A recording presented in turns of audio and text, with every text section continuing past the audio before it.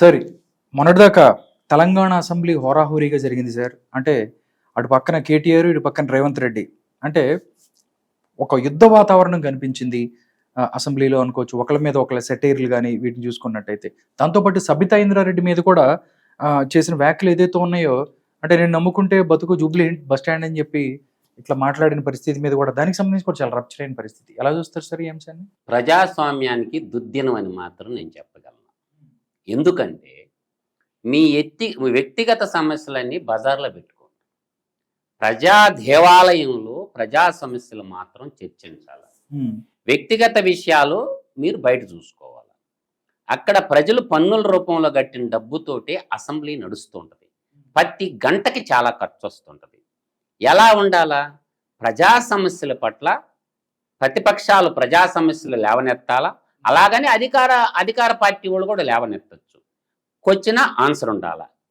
మొన్నటిదా గడిచిన 5 ఏళ్లలో ఈ జబ్బు ఆంధ్రప్రదేశ్ అసెంబ్లీలో చూసేది. ఈ బూతు పురాణాలు, బూతు పంచాంగాలన్నీ ఆ యొక్క చీడపేడ తెలంగాణ అసెంబ్లీకి కూడా పట్టింది. మనోళ్ళు ఏమనుకునేవాళ్ళు అంటే సీమాంధ్ర ప్రజలు అబ్బా తెలంగాణ ఎమ్మెల్యేలు ఎంత అద్భుతంగా మాట్లాడుకుంటున్నారు అసెంబ్లీలో అనుకుంటుంటే ఆ వాసన ఇట్టు పారినట్టుంది. ఆ ఆంధ్ర అసెంబ్లీది ఇక్కడ వచ్చినట్టు నాకు అగుపించింది. నేను అంటుండే పాయింట్ ఏంటంటే ముఖ్యమంత్రి అయినా ప్రజాప్రతినిధులు అందరూ కూడా ప్రజా సమస్యలు చర్చించండి. వ్యక్తిగత దూషణలకు పోతే సభ తప్పుదావు పట్టిపోయి ఏమవుతుంది? అంటే వీళ్ళ మాట్లాడినటువంటి బూతులకి పనిష్మెంట్ ఉండాలి. ఒక చట్టం తయారు చేసుకోండి. నిండు అసెంబ్లీలో ఎవరైనా బూతులు మాట్లాడితే వాళ్ళకి పనిషబుల్ నాన్ బెయిలబుల్ కేసు అని ఒక చట్టం తయారు చేసుకోండి. ప్రజాప్రతినిధులే చేసుకోరు. ఎందుకంటే వీళ్ళు వాణ్ణి తిట్టుకుంటారు, వాడిని ఈడు తిట్టుకుంటారు. యూట్యూబ్లో మసాలా ఉంటే ఆ కర్ణ కఠోరమైన మాటలు వినలేక ప్రజలు అవస్థలు పడతారు. ప్రజలు చట్టసభలు అనేవి, శాసనసభలు అనేవి ప్రజల అవసరాలు తీర్చడం కోసం శాసనాలు తయారు చేయటం కూడా అసెంబ్లీలో ఉండాలి. కానీ వ్యక్తిగత దూషణలు చేయటం కూడా అవేకం. అందుకనే ప్రజానాయకుడైనటువంటి తరిమెళ్ళ నాగిరెడ్డి గారు ఇప్పుడు రేవంత్ రెడ్డి ఈ కేటీఆర్ ఉన్న సభలను చెప్పిండు, ఇది ప్రజాప్రతినిధుల సభ కాదు, పందుల సభ అని రాజీనామా చేసి వెళ్ళిపోయిండు తరిమెళ్ళ నాగిరెడ్డి గారు. ఆయన రాసిన ఒక గొప్ప పుస్తకం ఉంది, తాకట్లో భారతదేశము. అసెంబ్లీ తాకట్లో భారతదేశము అని చెప్పినటువంటి తరిమెళ్ళ నాగిరెడ్డి గారు ఎప్పుడో ఊహించాడు మనం పుట్టినప్పుడు. అంటే ఆయన ఎంత ముందు చూపుతో ఆలోచించారు. నేటి పాలకులు మందు చూపుతో ఆలోచిస్తారు. నాటి పాలకులు ముందు చూపుతో ఆలోచిస్తే నేటి పాలకులు మందు చూపుతో ఆలోచించి ఆ మందు లేకపోతే పరిపాలన చేయలేము అంటున్నారు. అది మన కళ్ళ ముందు పడుతుంది. ఏ సినిమాకు పోయినా అర్థమైందా, మద్యం తాగకండి, స్మోకింగ్ ఇంజూరియస్ టు హెల్త్ అని అంటారే తప్ప ఆ మద్యాన్ని టెండర్లు పెట్టి ఆ టెండర్ల ద్వారా ప్రజల ఆరోగ్యాలు నాశనం చేసి వాళ్ళకు మీకు ఆరోగ్యశ్రీ ఇస్తాం, అయితే ముందు వ్యాపారం ఆపం. యాడెందుకు ఇంకా నువ్వే చెప్తుండే కదా స్మోకింగ్ ఇంజూరియస్ టు హెల్త్ అన్నావు, cigarette alcohol consumption injurious to health అంటుండవు. అటువంటిప్పుడు ఆ 2 వ్యాపారాలు బ్యాన్ చేయొచ్చు కదా. వాటి మీద వచ్చే ఆదాయం కావాలా? టీవీల్లో పెద్ద పెద్ద సినిమా హాల్లో పెద్ద పెద్ద యాక్టర్లు పెట్టి మళ్ళీ యాళ్ళకి కూడా డబ్బు ఖర్చు. ఎందుకు అదోలా? అందువల్ల నేను అంటుండేది ఏంటంటే కొన్ని కుటుంబాలు రాజకీయాన్ని అడ్డం పెట్టుకొని ప్రజలని వంచి పరిపాలిస్తున్న మాట వాస్తవం. ఊరికి నచ్చినా నచ్చకపోయినా ఒక పార్టీలో సీట్లు, ఇంకొకటి పార్టీలో సీట్లు. కనీసం అసెంబ్లీ స్పీకర్ గారికి ఎలక్షన్ కమిషన్ ఆఫ్ ఇండియాకి వీళ్ళ ఆస్తుల చిట్టా ఇస్తారు. ఏంది? ప్రతి స్పీకర్కి ఇవ్వాల్సి ఉందే, at the same time election commission of ఇండియాకి. అఫిడవిట్ల మీద ఎందుకు చర్చ జరగటం లేదు? ఏం ప్రజాప్రతినిధులు మీరు చర్చించుకోరా? ఈ ఆస్తులు నీకు ఎలా వచ్చినాయి, ఇదిగో నా ఆస్తి ఇది అని లేచి ఒక్క ఎమ్మెల్యే అన్న ప్రజలకు చెప్పగలుగుతున్నారా?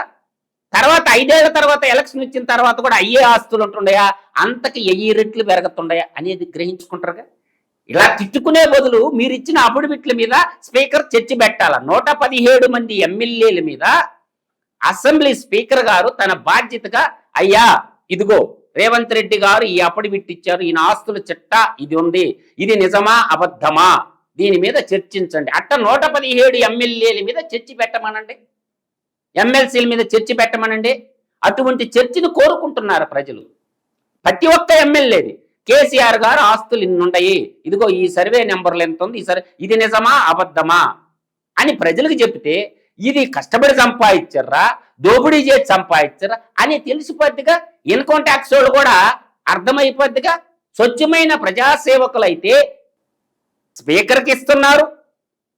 అటు ఆంధ్రప్రదేశ్ అసెంబ్లీలో అయ్యన్న పాత్రుడు జూలై 31 లోపల మీ ఆస్తులు అఫిడవిట్ నాకు ఇవ్వండి అన్నాడు.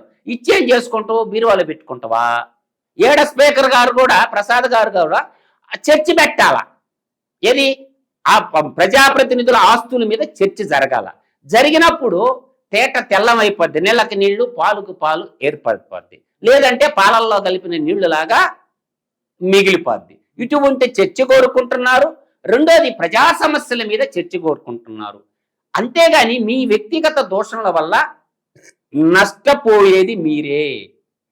ఒకప్పుడు అద్భుతంగా ఉన్న తెలంగాణ శాసనసభ గౌరవ సభ కాస్త బూతుల సభగా మిగులుతుంటే నాకు బాధేస్తుంది. అందువల్ల ఏంటంటే ఏ శాసనసభ అయినా సౌమ్యంగా వాగ్భూషణం అంటారు. నువ్వు ఎన్ని అలంకారాలు పెట్టుకున్నా, ఎన్ని పదావులు అలంకరించినా మాట్లాడే మాటే నీకు భూషణం అంటే ఆభరణం ఉంటుంది. కేయూరాని అంటారు. కేయూరములు అంటే భుజాలు, భుజ కీర్తులు బంగారయ్య పెట్టుకున్నంత మాత్రం నీ కీర్తి ప్రతిష్టలు లావు. లేపనాలు అంటే ఏంది? బ్యూటీ పార్లర్ పోయి అందంగా అలంకరించుకున్న లేపనాలంటే ఏది పౌడర్లు పూసుకుంటారు, సునోలు పూసుకుంటారు, వీటి వల్ల రాదు. నువ్వు ఎన్ని బిల్డింగ్లు కట్టుకున్నా నీకు కీర్తి ప్రతిష్టలు రావు. ఎప్పుడు వస్తాయి? భూషణం అన్నాడు భక్త మహర్షి గారు. అందువల్ల మాట అనేది పరుష పదజాలం లేకుండా పద్ధతిగా ప్రశ్న సమాధానం మాట్లాడుకోవటం వల్ల కొన్ని సమస్యలు పరిష్కరిస్తాయి. ప్రతిపక్షం దేనికి ఉండేది? ప్రశ్నలు సంధించడానికి. ప్రభుత్వ పక్షము ప్రశ్నలకి జవాబులు చెప్పడానికి, తిట్టడానికి కాదు. ఏ సమస్య తీసుకున్నా దాని మీద కూలంకషంగా చర్చించండి. అంతేగాని నీ ఇంటికి నా ఇల్లు ఎంత దూరం, నా ఇంటికి నీ ఇల్లు ఎంత దూరం అనుకుంటే దానివల్ల ఉపయోగం కంటే ప్రజలు అన్నీ చూస్తున్నారు. ప్రజలు విఘ్నులు కాబట్టి ప్రజాదేవాలయంలో బూతుల పంచాంగాలు వద్దు.